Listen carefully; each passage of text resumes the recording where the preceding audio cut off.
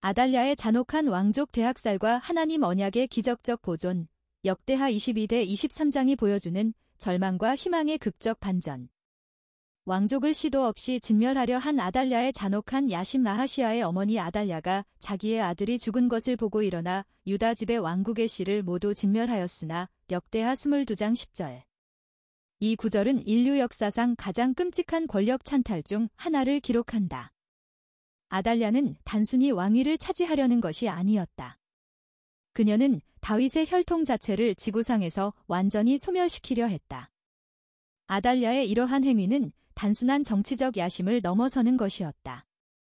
그녀는 아합의 딸로서 바알 숭배의 뿌리 깊은 영향을 받았으며 이는 여호와 하나님과 다윗 사이의 영원한 언약을 파괴하려는 사단의 공작이었다. 본장에는 언약을 파괴하려는 사단의 공작에 대하여 다윗의 씨를 끝까지 보존해 가시는 하나님의 성실하심과 사랑이 깔려 있다. 고 해석되는 이유가 바로 여기에 있다. 아달랴가 자신의 아들 아하시아가 죽었다는 소식을 듣고 보인 반응은 충격적이다. 일반적인 어머니라면 슬픔에 잠겨 애도했을 것이다. 그러나 아달랴는 일어나 즉시 행동에 나섰다. 이 일어나라는 표현은 그녀의 결연한 의지와 냉혹함을 보여준다. 그녀에게는 모성애보다 권력욕이, 혈육에 대한 정보다 정치적 야심이 더 컸던 것이다. 유다 집의 왕국의 씨를 모두 진멸하였으나 라는 표현에서 모두 과진멸이라는 단어는 그녀의 계획이 얼마나 철저하고 잔인했는지를 보여준다. 그녀는 한 명도 남기지 않으려 했다. 이는 단순한 살인이 아니라 체계적인 멸족이었다.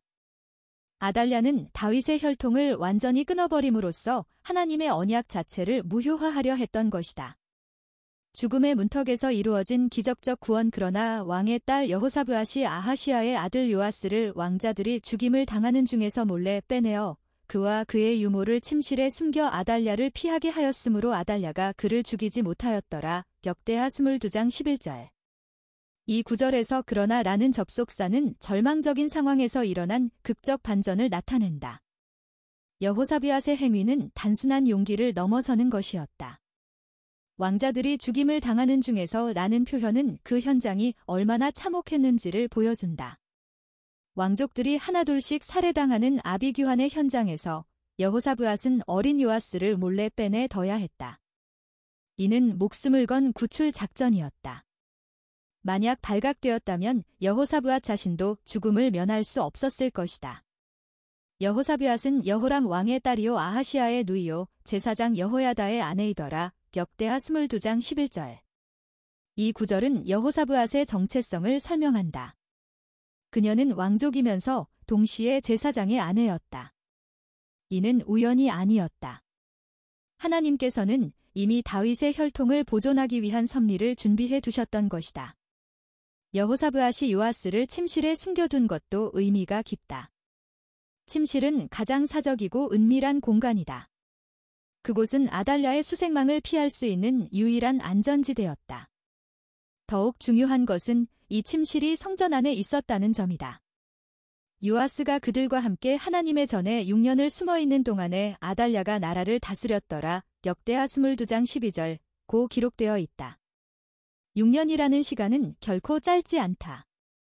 어린아이가 성전에서 은밀히 자라나는 동안 바깥 세상에서는 아달랴가 하나님을 대적하며 나라를 다스리고 있었다. 이는 마치 빛과 어둠이 공존하는 듯한 기묘한 상황이었다. 성전 안에서는 하나님의 언약이 보존되고 있었고 성전 밖에서는 바알 숭배가 성행하고 있었다. 여호야다의 용기 있는 신앙적 결단. 제7년에 여호야다가 용기를 내어 백부장 곧 여로함의 아들 아사랴와 여호하난의 아들 이스마엘과 오벳의 아들 아사랴와 아다야의 아들 마아세야와 시그리의 아들 엘리사밧 등과 더불어 언약을 세우매. 역대하 23장 1절. 7년째가 되는 해, 드디어 여호야다가 행동에 나섰다. 용기를 내어 라는 표현은 여호야다의 결단이 얼마나 어려운 것이었는지를 보여준다. 7년 동안 그는 조용히 기다려야 했다. 매일 아달랴의 악정을 보면서도 참고 견뎌야 했다. 하지만 이제 때가 되었다고 판단한 여호야다는 마침내 용기를 내어 행동에 나선 것이다. 여호야다가 선택한 동지들의 이름이 구체적으로 기록된 것도 의미가 있다. 여로함의 아들 아사랴, 여호하난의 아들 이스마엘, 오벳의 아들 아사랴, 아다야의 아들 마아세야, 시그리의 아들 엘리사밧 등 5명의 백부장들이었다.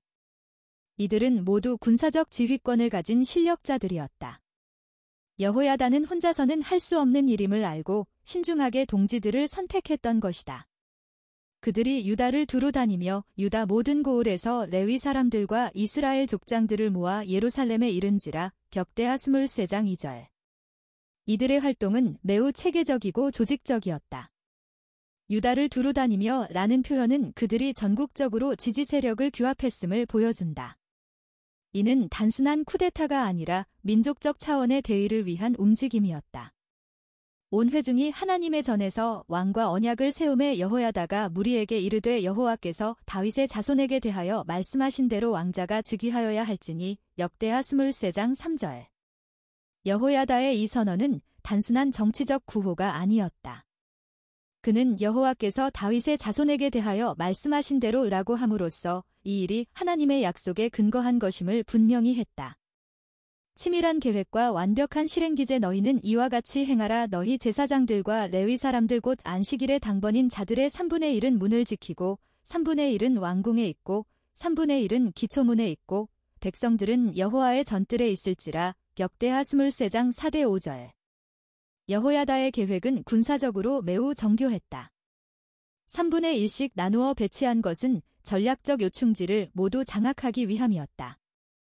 성전 문을 지키는 것은 종교적 정당성을 확보하기 위함이었고, 왕궁에 있는 것은 정치적 권력의 중심을 장악하기 위함이었으며, 기초문에 있는 것은 외부의 침입을 막기 위함이었다. 백성들을 성전뜰에 모이게 한 것은 이 일이 공개적이고 투명하게 이루어지고 있음을 보여주기 위함이었다. 제사장들과 수종드는 레위 사람들은 거룩한즉 여호와의 전에 들어오려니와 그 외에 다른 사람은 들어오지 못할 것이니 모든 백성은 여호와께 지켜야 할 바를 지킬지며. 역대하 23장 6절. 여호야다는 혁명을 수행하면서도 하나님의 율법을 엄격히 지켰다. 이는 이 일이 단순한 정치적 반란이 아니라 하나님의 뜻을 실행하는 거룩한 사명임을 보여준다. 레위 사람들은 각각 손에 무기를 잡고 왕을 호위하며 다른 사람이 성전에 들어오거든 죽이고 왕이 출입할 때에 경호할지니라. 격대하 23장 7절. 평소에는 평화로운 제사를 담당하던 레위 사람들이 무기를 들고 왕을 호위한다는 것은 매우 이례적인 일이었다. 그러나 이것은 하나님의 언약을 지키기 위한 불가피한 조치였다. 새로운 왕의 즉위와 하나님 언약의 성취 그런 다음 여호야다는 어린 왕자를 인도해내고 그에게 왕관을 씌우며 율법책을 주어 그를 왕으로 선포하였다. 역대하 23장 11절. 드디어 요아스가 공식적으로 왕위에 올랐다. 6년 동안 성전에 숨어있던 어린 왕자가 마침내 햇빛을 보게 된 것이다. 왕관을 씌우는 것은 왕권의 상징적 계승을 의미했고, 율법책을 주는 것은 그가 하나님의 율법에 따라 나라를 다스려야 함을 의미했다. 이는 단순한 정치적 권력 이양이 아니라 하나님의 통치 이념을 구현하는 신정국가의 재건이었다. 제사장 여호야다와 그의 아들이 그에게 기름을 붓자 백성들은 왕의 만세를 외쳤다. 격대하 23장 11절. 기름 붓는 의식은 구약시대 왕의 즉위식에서 가장 중요한 절차였다. 이는 하나님께서 이 왕을 선택하셨음을 공식적으로 선포하는 의식이었다. 백성들의 만세 소리는 7년간의 억압에서 해방된 기쁨의 표현이었다. 하나님 섭리의 신비로운 역사의 모든 사건을 통해 우리는 하나님의 섭리가 얼마나 신묘막측한지를 깨닫게 된다. 아달랴가 왕족을 진멸하려 했을 때 인간적으로는 절망적인 상황이었다. 하지만 하나님께서는 이미 여호사브앗을 제사장 여호야다의 아내로 세워두셨고 그녀를 통해 다윗의 혈통을 보존하셨다. 하나님과 세운 다윗의 언약은 인간의 의로운 행위에 의해서가 아니라 오로지 여호와의 주권에 의해 성취되는 것이다 라는 해석처럼 이 모든 일은 하나님의 주권적 섭리에 의해 이루어진 것이었다. 아달랴의 악행조차도 하나님의 계획 안에서 허용된 것이었고 결국 하나님의 언약은 성취되었다. 이것은 다윗의 집과 맺으신 언약의 신실함을 보이신 하나님의 섭리이다 라는 표현처럼 하나님께서는 자신의 약속을 반드시 지키시는 신실한 분이심을 이 사건을 통해 보여주셨다. 사무엘하 7장 14대 16절에서 다윗에게 주신 약속이 이렇게 극적인 방식으로 성취된 것이다. 결국 역대하 22대 23장의 사건은 단순한 역사적 기록이 아니라 하나님의 언약이 얼마나 견고하고 신실한지를 보여주는 신앙의 교훈서이다. 인간의 악이 아무리 극심해도 하나님의 선한 계획은 반드시 성취된다는 것을 우리는 이 말씀을 통해 배우게 된다.